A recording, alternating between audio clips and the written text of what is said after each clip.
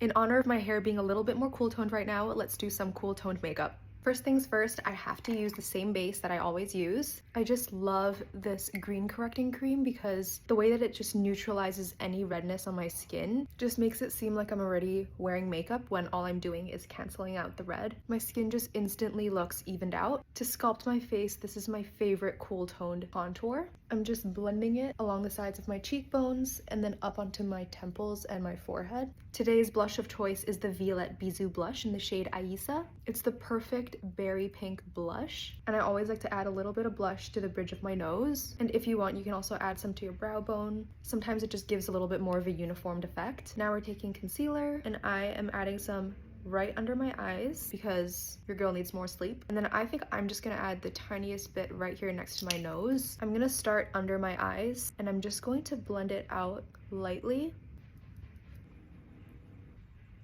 I think I'm gonna add a little bit of highlighter on today. I'm just gonna put some on the back of my hand, and then I'm just taking my blush brush, picking some up, and then patting it on top of my cheeks. This way the liquid highlighter won't really disrupt the cream blush. Now before we set everything, I'm just going to cover up any little blemishes that I have.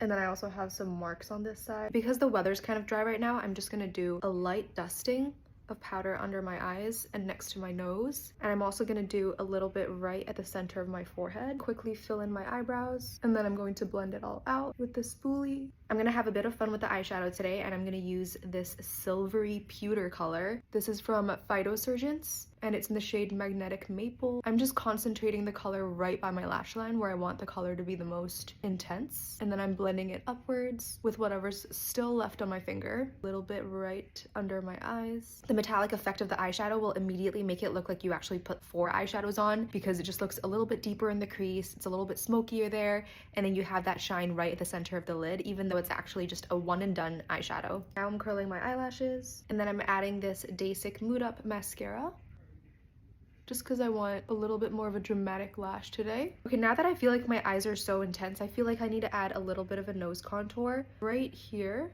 because it'll add a little bit more definition. And then moving on to the lips, I am just lining it with this cool taupey brown liner. And then sticking with the cool toned berry effect that we're going for, I'm using this gloss from Say, which I love because it's perfectly sheer and it just adds the perfect amount of color to the lips. So this is the finished look. I am obsessed with the way that it turned out.